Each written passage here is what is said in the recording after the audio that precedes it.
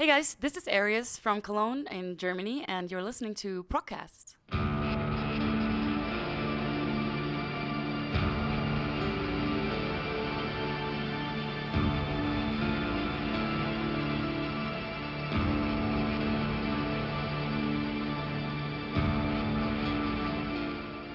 Welcome back to another show, to another episode of the PROGCAST, and this is a special episode because it's the first PROGCAST since a long time, since March actually, that I'm on location somewhere, and I'm back at the Backstage venue in Munich, and with me, as you heard, the lovely guys and girls from Aeries in Cologne. Hello. Welcome to Munich. Thank you so much for having us. You're a pretty young, a new band. I think not a lot of people had the chance to discover you yet, so maybe you can just like introduce yourselves and tell us a little bit about the band. How did you start out with the band? And we have been making music together in this constellation for about half a year now. Laura joined the band about a year ago, and it was originally started by the guitarist Julian and me. I'm the bassist Marius. Yeah, and we went on the hunt for a good singer, and we luckily came across the amazingly talented Laura. She actually, it's quite an interesting story because she I think she commented on a Instagram post by Julian. He has this endorsement from CJ, great guitarist by the way, and you commented a very metal comment. Yeah, I think it was kind of like because I saw a picture of a befriended friend of ours on Facebook, and I saw a picture of Julian with his CG guitar, and it's like a headless guitar, like a very beautiful guitar. And I was like, I didn't know him at all, and I was just typing under the picture like, dude, this is a great motherfucking axe. And everyone was like, oh my god, like who the hell is this girl? And so they were like, okay, this is, I think she's insane and crazy enough to kind of fit into the scenario. So yeah, they asked me to join the band, and this is how we actually met for the first time. Cool. And what can the listeners expect from your music? What's how would you describe your music to someone who never heard you before? So I think when I'm saying this right now, I think our manager is gonna kill me, but we always call it Disney metal for fun. Okay. But it's actually not. I think it's we have very different backgrounds. Like I come from a singing perspective, from a more standard jazz kind of background. Marius is doing a lot of electronic stuff and also pretty jazzy. Julian is like more the the metal kind of boy, and so I don't know. It's kind of merging together, and I think it's just like very different genres merged together in a very interesting composition. I don't know, you have to listen to it. Yeah, you've got two singles out by now, Alienate and Waves. Right. So how has the perception been so far for you guys from your perspective? I think we're quite satisfied with what we achieved in that special surrounding that we had, because we started out and we were like, okay, we're going to go on tour and we have all these connections and we might get something great going on, and then COVID happened, right? So we got to the point where we're like, okay, what we're going to do now, and we start focusing really on working on the music and releasing it bit by bit, song by song.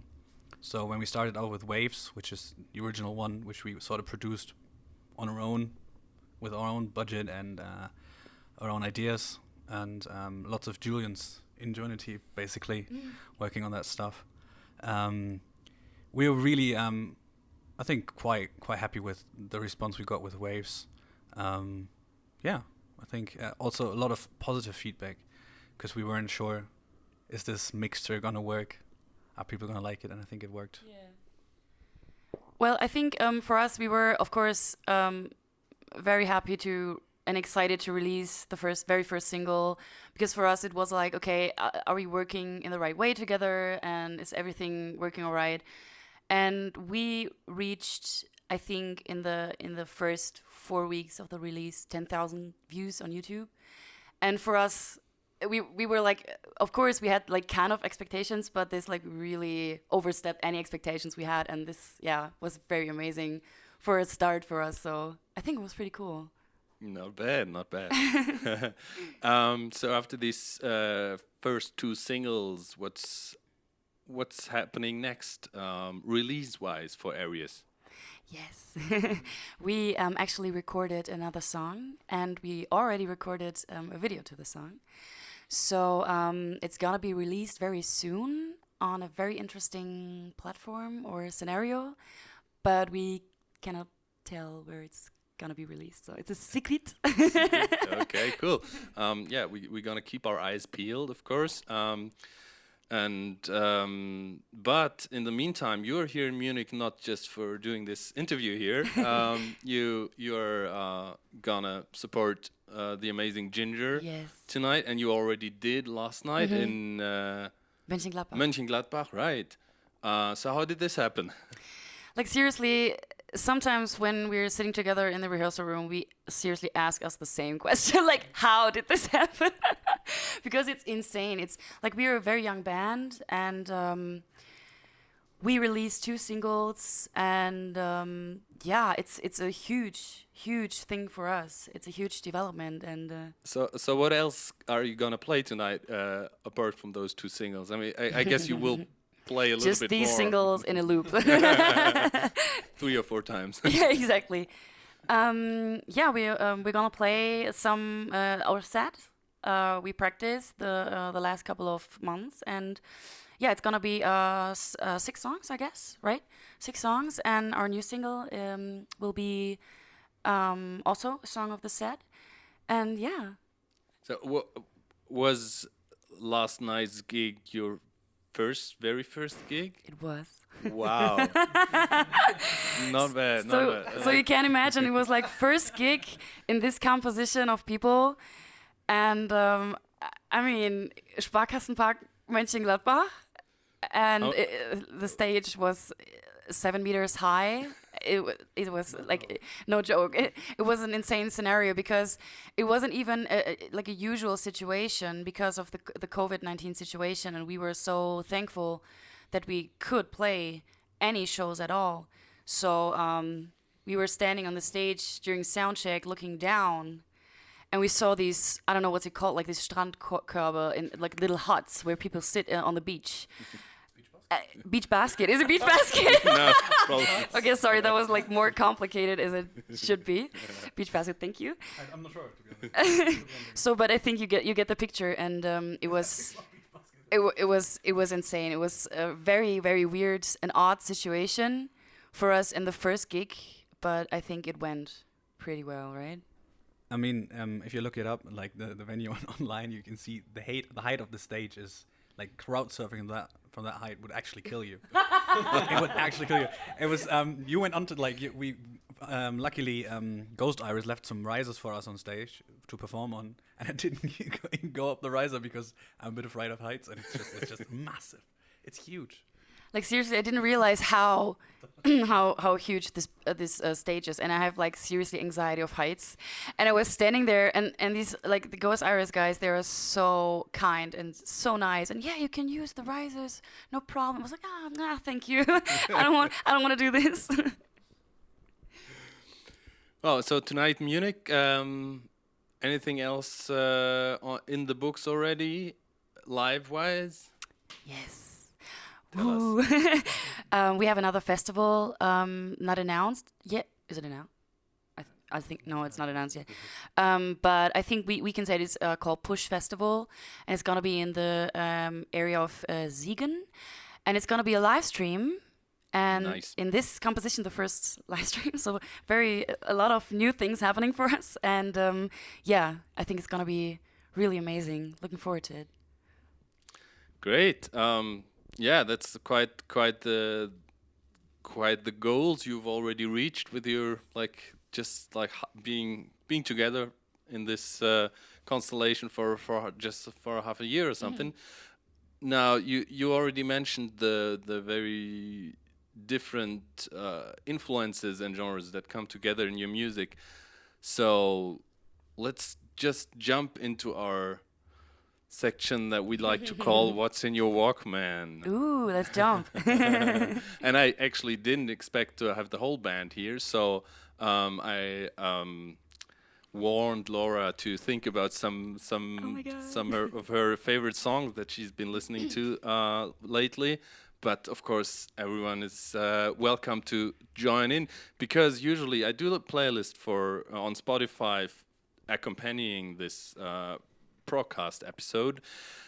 And usually what I do is like put the new singles from the album, from the new album, and then like a best of from every album, the one track, and then a few of those What's in Your Walkman songs. But now with only 2 songs of your own, we can fill up the Spotify playlist a little bit with your influences.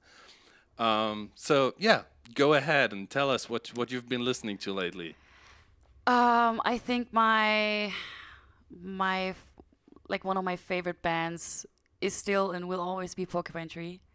I'm in love with them. I'm obsessed with them. I know they're not still not live, but Steven Wilson is, and I think one of my favorite songs would be Anesthetize. Yeah, that's a long one. Yeah, this is always like great when we're doing playlists for the tour bus. It's like, oh yeah, can I add some songs? Like, no, you always do like this 17-minute songs. So yeah, this is one of my all-time favorite song. It's just like you're going on a journey when you're listening to this. So I think this is amazing. And actually, Steven Wilson released a song today. Oh, is it the Future Bites? It is the second single from the Future Bites. Oh yeah, I read that. It was called Eminent Sleaze. Exactly. Yeah, I saw that. I stalk him on Instagram. No, I'm just kidding. All right. Anything else, guys? My all-time favorite would be Queen. So pretty classic.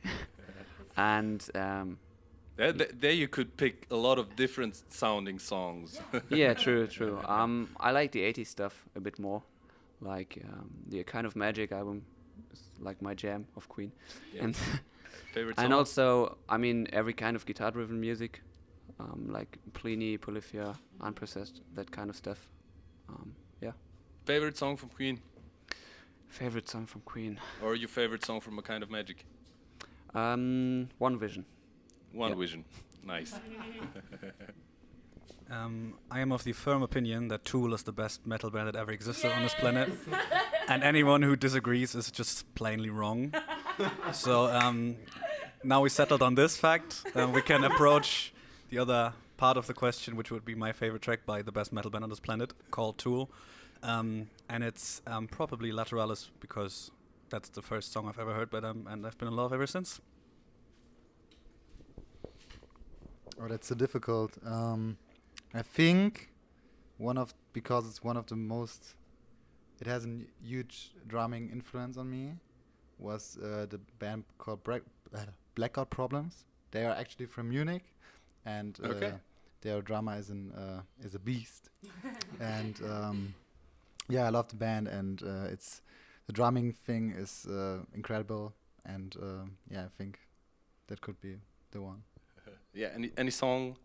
If I could choose one, How Shall I Know? All right. Yes. I'm going to put all of these in the playlist. I also brought some more songs than usual, because I thought, let's fill the playlist with cool stuff, and also some stuff that might be up your alley. Starting with I'm not sure, his name is very Swedish, but I think he's from Finland, Joel Lindfors. And he put an album out earlier this year called Atopia, and the last song on that is called Dread and Clutter. It's instrumental guitar stuff, and that last song has like super genty attack riff, and then there's this French accordion musette thingy in the middle, and then going back to the gent riff. It's just great. Actually, actually French, but not really French sounding, more in the Pliny vein, is my friend Dorian Pied, who goes with the name The Last Dodo, and he also released yesterday a new single called Sunglasses. So that's two very guitar-driven things. From Greece, I believe, I discovered recently a band that goes under the name God Plays Dice, and they released the third single this year.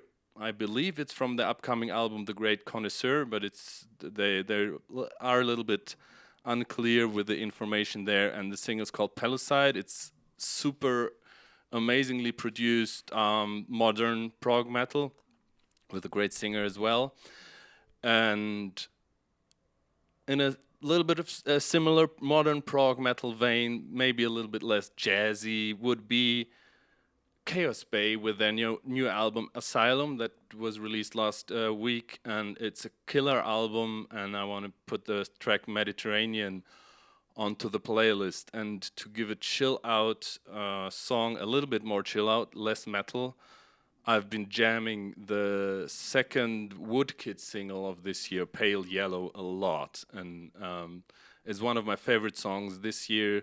So this will round out our amazing playlist. I'm super stoked to hear you guys the stuff that I don't know from your drummer.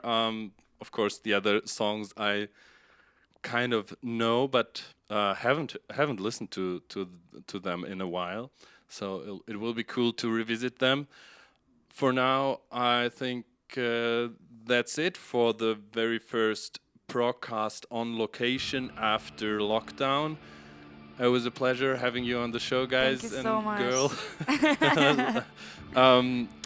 I'm looking forward to seeing you guys on stage tonight. I think the stage is not as high as yesterday's stage. Fortunately not. All right, all the best, guys, and Thank you yeah, so much. talk to you next time. Take care of yourselves, take care of your loved ones, and listen to great music. Right on.